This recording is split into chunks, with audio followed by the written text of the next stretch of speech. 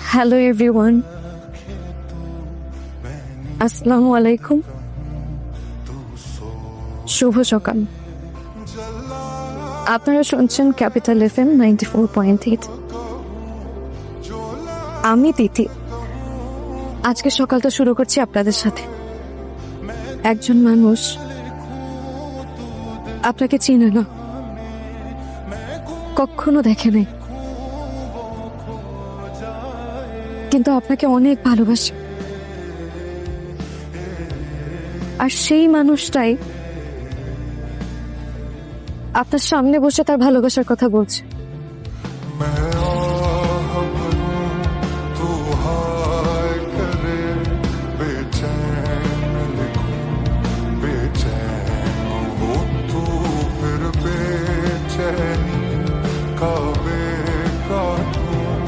तुझे चैन